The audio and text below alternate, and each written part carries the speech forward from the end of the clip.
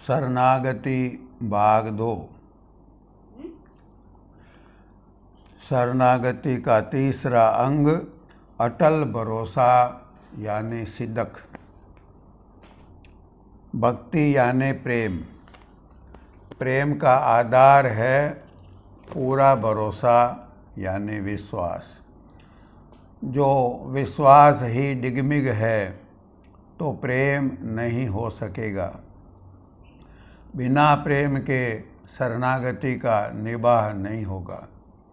जिनकी शरण ले रहे हैं यानी अपने आप को उनके हवाले कर रहे हैं, जिसके हवाले अपने आप को कर रहे हैं, यदि उन पर पूरा भरोसा ही नहीं हो तो फिर काल के हाथ से डोरी छूटकर अपने गुरुदेव के हाथ में कैसे जाएगी।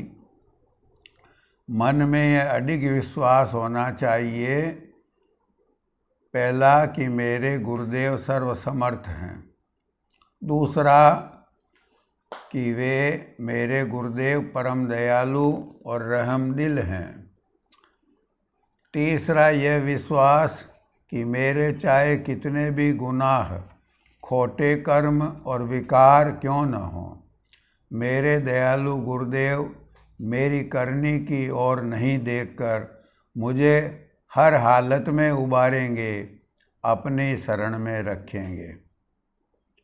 और चौथा यह विश्वास कि मेरे गुरुदेव का बिरद और बड़ाई अपरंपार है, उनके उपकार अनंत हैं, उनकी कृपा का अभय हाथ मेरे सिर पर है, इसलिए काल भी मेरा कुछ नहीं बिगाड़ सकता। यदि यह विश्वास अटल है तब तो उस सेवक की रक्षा हर हालत और हर सूरत में होगी। और यदि मन में विश्वास की कमी है या संशय मौजूद है तो वह शरणागति कसर वाली है। जहाँ विश्वास है वहाँ सद्गुरु दयाल की रक्षा और संभाल है, और जहाँ संशय है वहाँ काल है। संशय काल का रूप है और विश्वास दयालु मालिक का। सद्गुरु कबीर साहब जी फरमाते हैं, कहें कबीर सुनो भाई साधो, मैं तो हूँ विश्वास में। मालिक अनंत दया और अनंत उपकार वाले हैं। वे अपने शरणागत सेवक के अवगुण और करनी कभी नहीं देखते। जिसने शरण ले ली उसके प्रेम को सैकड़ों सैकड़ों बार याद करते हैं, और यदि उससे कोई भूल चूक भी हो जाए तो उसकी गलती अपने ख्याल में नहीं लाते। रामायण में सुग्रीव और विभीषण इन दोनों ने भगवान की शरण ली। अपने परिवार से, कुटुंबियों से नाता तोड़कर उन्होंने भगवान की शरण ली। भगवान ने उनको अभय दान दे दिया। बाद के जीवन में ऐसा हुआ कि जिस अपराध के कारण भगवान ने बाली को युद्ध की मर्यादा तोड़कर व्याध की तरह छिपकर मारा, वही अपराध सुग्रीव और विभीषण दोनों से हो गया। भगवान ने उनके अपराध की तरफ ध्यान ही नहीं दिया। रहती न प्रभु चित चूक किए की, सुरति करत सय बारहिए की, जेहि अघ बधेउ व्याध जिमि बाली, फिर सुकंठ सोई कीन कुचाली, सोई कर तूत विभीषण केरी, सपने सोन राम उरहेरी। यह मालिक का बिरद है। इस पर भरोसा रखकर जो उन पर अडिग विश्वास रखेगा उसकी शरणागति निभेगी। जब सच्चे पूरे गुरु के हाथ में अपनी जीवन नैया सौंप दी तो फिर सौंप दी, फिर निश्चिंत रहे। वह प्रभु अपने ऊपर आश्रित सेवक की क्या रक्षा और संभाल नहीं करेंगे।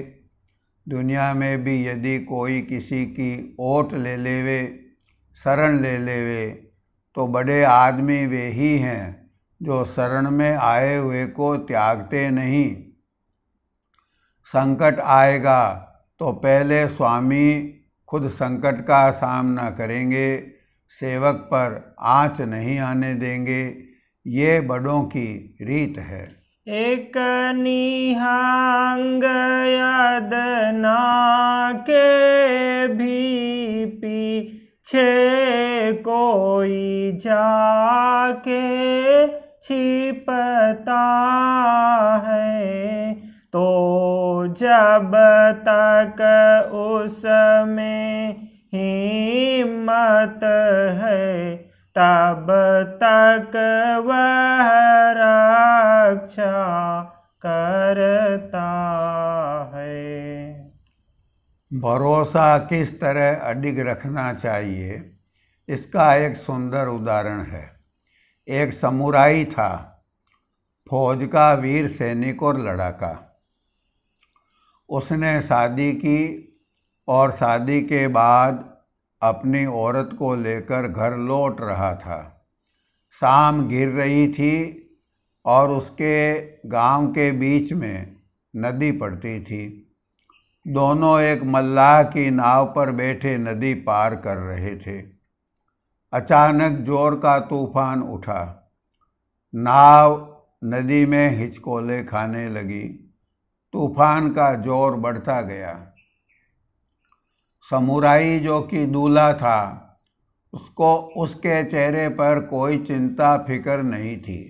वह निश्चिंत दिख रहा था।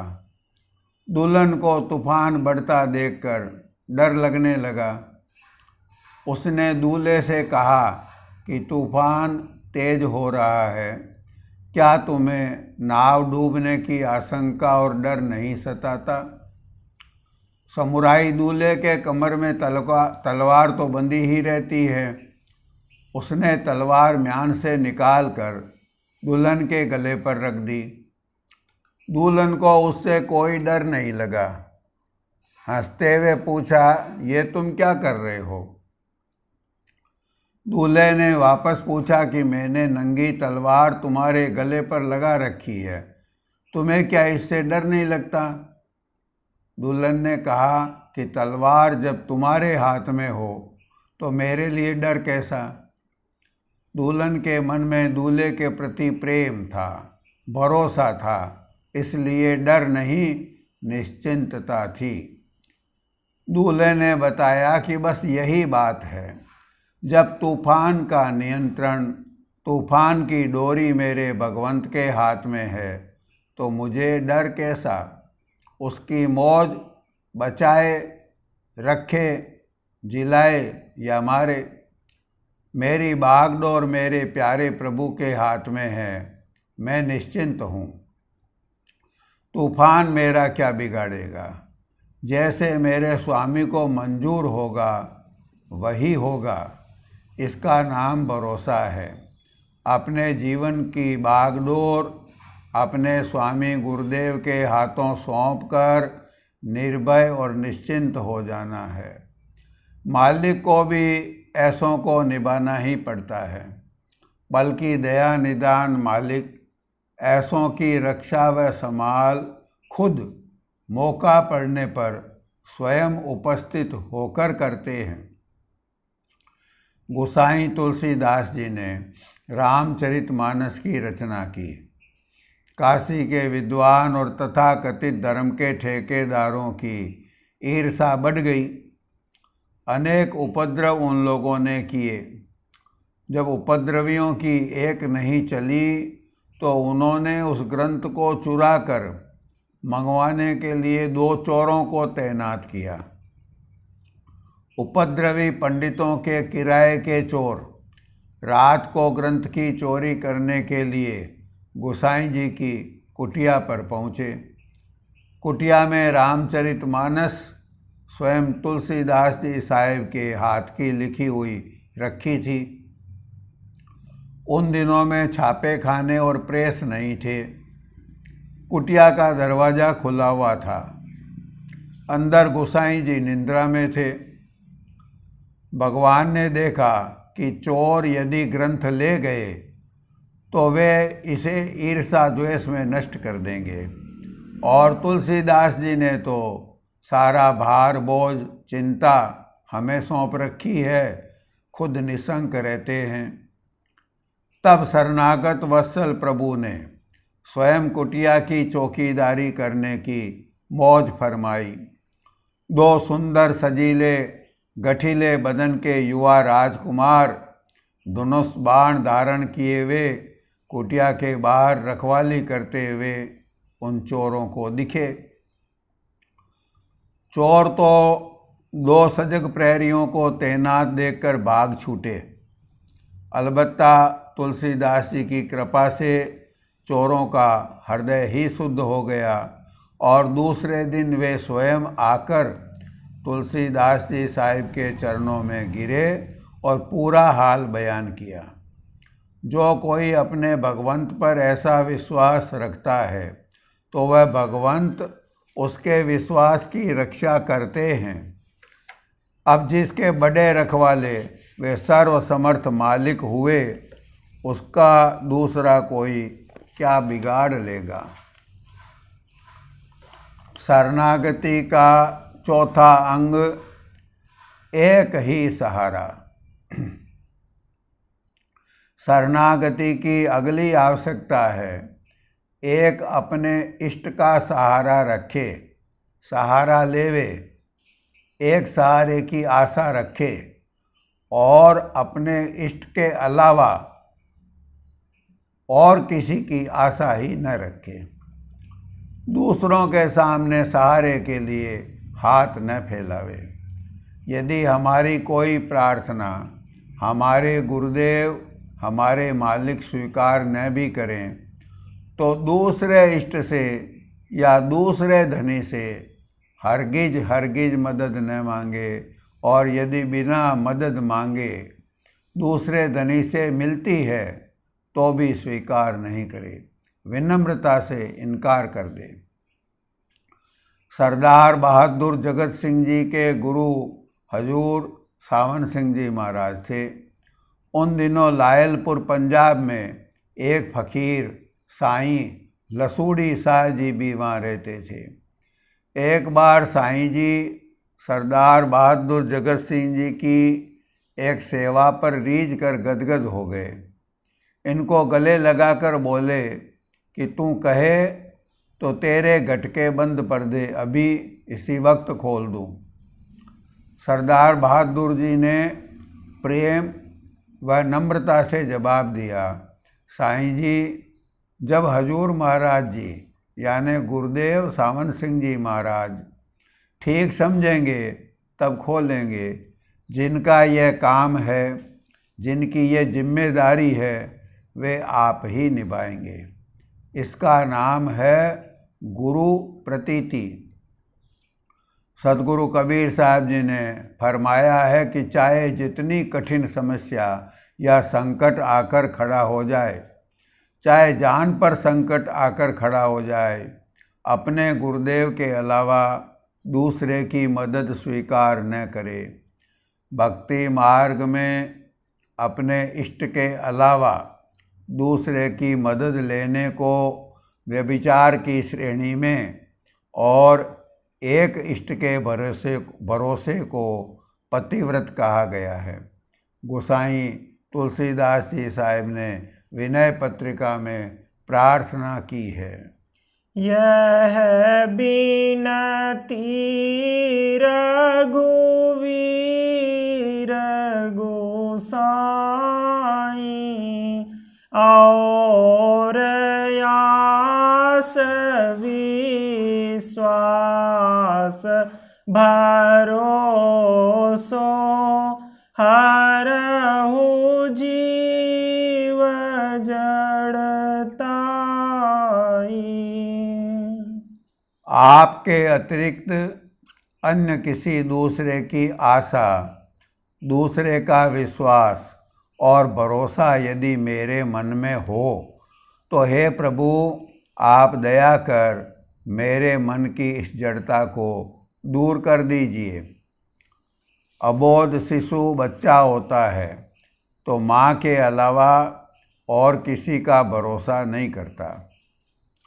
यदि बच्चा रोता हो और घर के दूसरे सदस्य उसे सचमुच चुप कराने की कोशिश करते हैं, उसे गोद में उठा लेते हैं, तो अबोध बच्चा दुगने जोर से रोने लग जाता है। उसे माँ के अलावा दूसरे किसी का भरोसा ही नहीं है। वह दूसरे किसी से चुप नहीं होगा, खिलौना नहीं लेगा, मिठाई नहीं लेगा, केवल माँ चाहिए। माँ के अलावा और कुछ नहीं चाहिए। सार बचन भाग 2 वचन 254 में सद्गुरु राधा स्वामी साहेब जी ने बड़ी प्रेरक और सत्य घटना का वर्णन किया है कि एक गुरुमुख सेवक समुद्र में डूब रहा था। उसके सभी साथी और जहाज भी डूब चुका था, किंतु उस सच्चे गुरुमुख सेवक ने जान बचाने के लिए भी पैगंबर साहेब की, खुदा की और दादा गुरु साहेब जी की मदद स्वीकार नहीं की। यह घटना उस गुरुमुख की परीक्षा के लिए ही रची गई थी। उस सेवक की प्रतिज्ञा थी कि मैं मदद अपने मुर्शिद साहेब से ही लूँगा। जो उनको मुझे बचाना मंजूर होगा तो बचा लेंगे, और जो मेरा डूब कर मर जाना मेरे मुर्शिद साहब को मंजूर है तो मुझे मर जाना ही अच्छा लग रहा है। अंत में गुरु साहब वहाँ मदद लेकर पहुँचे और शरणागत सेवक को बचाया। नागौर जिले के गच्छीपुरा कस्बे के पास एक गांव है बड़ू। सन 1930 के आसपास उस गांव में एक ब्राह्मण दंपति रहते थे। ये ब्राह्मण देवता संत मत के सत्संगी थे और इनके दादू साहब जी का इष्ट था। उनके 4 लड़के थे। उन वर्षों में चेचक का भारी प्रकोप था। चेचक की बीमारी में बहुत से बच्चे मर जाते थे।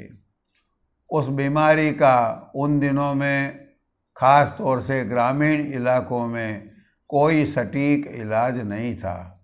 लोग शीतला माता की पूजा और व्रत तथा ठंडा बासी भोजन का नियम पालते थे। ब्राह्मण दंपति के घर एक लड़के को चेचक हुई। माँ बाप दोनों सत्संगी थे, भरम पूजा में विश्वास नहीं रखते थे, संतों का सच्चा इष्ट था।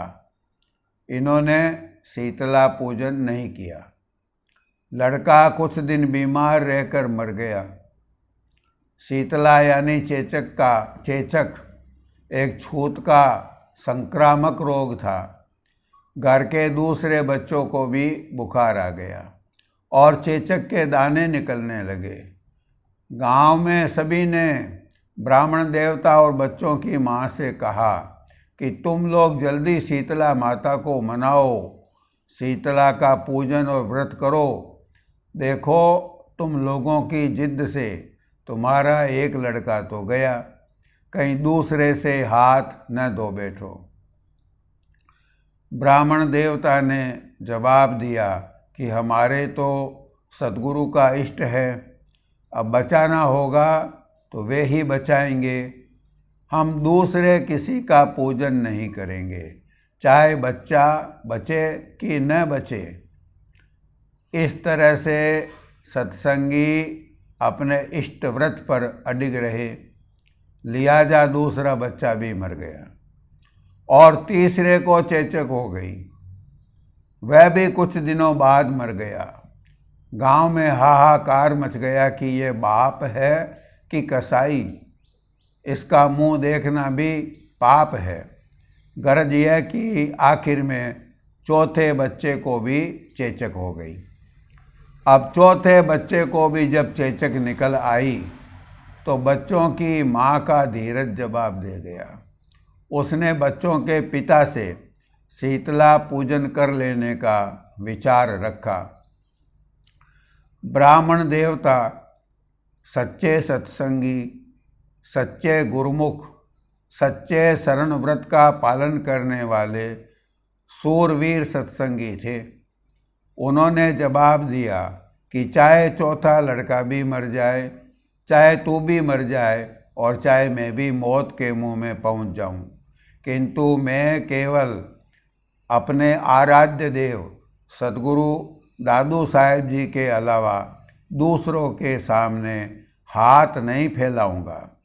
गुरु महाराज यदि ऐसा ही चाहते हैं तो इसी में मेरा, तुम्हारा और बच्चों का भला है। मरना तो एक न एक दिन सबको ही है, फिर क्या, जिसमें गुरुदेव की प्रसन्नता है केवल वही हो। जो तुम तजो भजो नयान प्रभु, यह प्रमाण पान मोरे। मन बच कर्म नरक सुरपुर तहाँ रघुवीर निहोरे। गांव वालों ने उन लोगों से बोलना छोड़ दिया। अंत में शरणागत वत्सल भगवंत ने अपने शरणागत की पत रखी। वह चौथा लड़का रोग मुक्त हुआ और उसने पूरी उम्र पाई। यह सत्य घटना है। इस अव्वल दर्जे के इष्टव्रत और शरणागति पर प्रसन्न होकर सच्चे मालिक ने उन पर ऐसी दया करी कि उनके गांव में उनको दर्शन देने उस वक्त के सच्चे व पूर्ण परम संत पधारे। क्योंकि जिस वक्त की यह घटना है उस वक्त सद्गुरु दादू साहेब जी या उनके जानशीन तो दुनिया में नहीं थे, वे परम धाम पधार चुके थे। तो उन पर दया करने, उनको संभालने उस वक्त के दो परम संत स्वयं उस गांव में पधारे। यह ईस्वी सन 1940 के आसपास की घटना है। जिस सत्संगी की इस अव्वल दर्जे की शरणागति होती है उस पर सुख दुख, रोग शोक उसके प्रारब्ध से, किंतु उसके गुरुदेव की मंजूरी से आते हैं। उसकी बागडोर काल के हाथ में नहीं, उसके गुरुदेव के हाथ में रहती है। यदि उस सत्संगी का दुख और तकलीफ में परमार्थी फायदा होता है तो गुरु महाराज की मौज और मंजूरी से वे भी आते हैं ताकि उसकी गढ़त और सफाई होवे, उसे प्रेम का अमृत बख्शने के लायक सत्पात्र बनाया जा सके। गुरुदयाल।